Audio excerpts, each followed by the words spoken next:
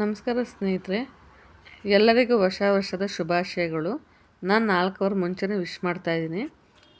ಇದು ಹಲ್ವಾ ಮಾಡ್ತಾಯಿದ್ದೀನಿ. ನಾನು ಇವತ್ತು ಹೊಸ ವರ್ಷಕ್ಕೆ ಅಂತಲೇ ಒಂದು ಸಿಂಪಲಾಗಿ ಹಲ್ವಾ ಮಾಡ್ತಾಯಿದ್ದೀನಿ.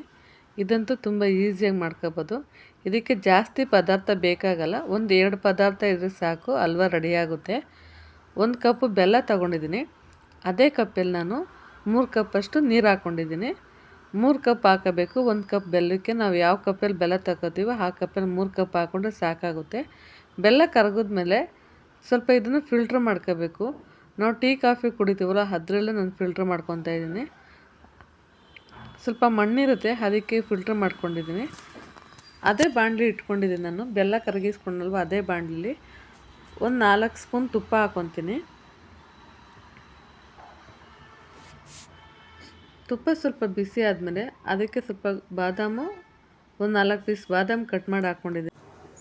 ಬಾದಾಮು ಗೋಡಂಬಿ ಆಪ್ಷನಲ್ ಅಷ್ಟೇ, ಹಾಕಬೇಕು ಅಂತ ಏನಿಲ್ಲ, ಇಲ್ಲಾಂದರೆ ಸ್ಕಿಪ್ ಮಾಡಿ. ಇದನ್ನು 1 ನಿಮಿಷ ಹುರ್ಕೊಂಡಿದ್ದೀನಿ ಲೋ ಫ್ಲೇಮಲ್ಲಿ ಇಟ್ಕೊಂಡು. 1 ಕಪ್ಗೆ ತೆಗೆದಿಟ್ಕೊತೀನಿ ನಾನು ಇದನ್ನು. ಇನ್ನೂ ಯಾರೆಲ್ಲ ನನ್ನ ಚಾನಲ್ಗೆ ಸಬ್ಸ್ಕ್ರೈಬ್ ಮಾಡಿಲ್ಲ, ಪ್ಲೀಸ್ ಸಬ್ಸ್ಕ್ರೈಬ್ ಮಾಡಿ. ಇನ್ನೊಂದು ಸ್ಪೂನ್ ತುಪ್ಪ ಹಾಕ್ಕೊತೀನಿ. ಈ ಥರ ಜ್ಯೂಸು ನಾವು ಫಿಲ್ಟ್ರ್ ಮಾಡ್ಕೋತೀವಲ್ಲ, ಆ ಥರ ಜಲ್ಡಿ ತೊಗೊಂಡಿದ್ದೀನಿ ನಾನು. ಕಡಲೆ ಹಿಟ್ಟು ತೊಗೊಂಡಿದ್ದೀನಿ. ಇದು ಕಡಲೆ ಹಿಟ್ಟಲ್ಲಿ ಮಾಡೋದು ಈ ರೆಸಿಪಿ.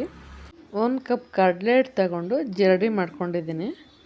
ಸ್ವಲ್ಪ ಗಂಟು ಥರ ಇರುತ್ತೆ, ಅದಕ್ಕೆ ಜಲ್ಡಿ ಮಾಡ್ಕೋಬೇಕು. ಹಲ್ವಾ ಮಾಡೋದ್ರಿಂದ ಸ್ವಲ್ಪ ಹಿಟ್ಟು ನೈಸಾಗಿರಬೇಕು. ನಾನು ಬೆಲ್ಲ ತೊಗೊಂಡಿದ್ದೆ, ಅದೇ ಕಪ್ಪಲ್ಲಿ ಕಡಲೆ ಹಿಟ್ಟು ಕೂಡ ತೊಗೊಂಡಿದ್ದೀನಿ. ಇದನ್ನು ಸ್ವಲ್ಪ ಹಸೆ ಸ್ಮೆಲ್ ಇರುತ್ತೆ ಕಡಲೆ ಹಿಟ್ಟಲ್ಲಿ, ಅದು ಹುರ್ಕೋಬೇಕು ತುಪ್ಪದಲ್ಲಿ ಕ್ಲೀನಾಗೆ.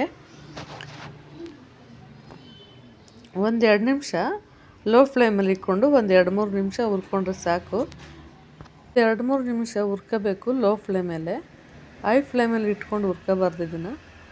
ಇದಕ್ಕೆ ಸ್ವಲ್ಪನೇ ಬೆಲ್ಲದ ನೀರು ಹಾಕ್ಕೊಂಡು ನಾನು ಇದನ್ನು ಕೈ ಬಿಡದಿರೋ ರೀತಿ ತಿರುಗಿಸ್ಕೊತೀನಿ. ಕೈ ಬಿಡಬಾರ್ದು, ಗಂಟಾಗ್ಬಿಡುತ್ತೆ. ಸ್ಟಾರ್ಟಿಂಗಲ್ಲಿ ಬೆಲ್ಲ ಹಾಕ್ಕೋಬೇಕಾದ್ರೆ ನಾವು ಕೈ ಬಿಡದಿರೋ ರೀತಿ ತಿರುಗಿಸ್ಕೋಬೇಕು ಕ್ಲೀನಾಗೆ.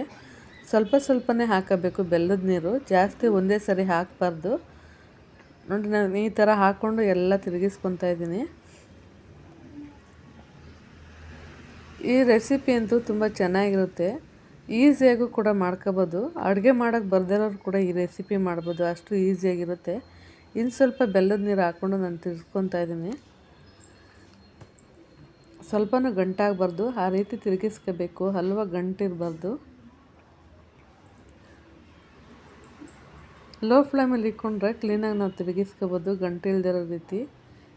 ಲೋ ಫ್ಲೇಮಲ್ಲಿ ಇಟ್ಕೊಂಡು ಮಾಡಿ ಇದನ್ನು, ಚೆನ್ನಾಗಿರುತ್ತೆ, ಕ್ಲೀನಾಗಿ ಬೇಯುತ್ತೆ. ಆವಾಗ ನೋಡಿ, ಈ ಥರ ಇನ್ನು ಸ್ವಲ್ಪ ನೀರು ಹಾಕ್ಕೊಂಡು ತಿರುಗಿಸ್ಕೊತಾ ಇದ್ದೀನಿ. ಗಂಟು ಸ್ವಲ್ಪ ಕೂಡ ಆಗಿಲ್ಲ. ಹಲ್ವಾ ಸ್ವಲ್ಪ ತೆಳ್ಳಗೆ ಇರಬೇಕು. ನಿಮಗೆ ತೆಳ್ಳಗೆ ಬೇಡ, ಸ್ವಲ್ಪ ಗಟ್ಟಿ ಬೇಕು ಅಂತಂದರೆ ಸ್ವಲ್ಪ ಬೆಲ್ಲ ನೀರು ಕಮ್ಮಿ ಹಾಕ್ಕೊಳ್ಳಿ.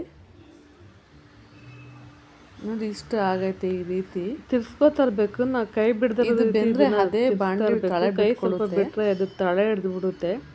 ನೋಡಿ, ಈ ಥರ ಬಿಡ್ತೈತೆ. ಇದು ಬೆಂದರೆ ಈ ಥರ ಬಿಡುತ್ತೆ, ಬಾಣಲಿಗೆ ಅಂಟಲ್ಲ, ಆ ರೀತಿ ಬಿಟ್ಕೊಳ್ಳುತ್ತೆ. ನಾವು ಕೈ ಬಿಡದಿರೋ ರೀತಿ ತಿರುಗಿಸ್ಕೋಬೇಕು ಅಷ್ಟೇ. ಇವಾಗ ಇನ್ನೊಂದು ಸ್ವಲ್ಪ ತುಪ್ಪ ಹಾಕ್ಕೊಂಡ್ರೆ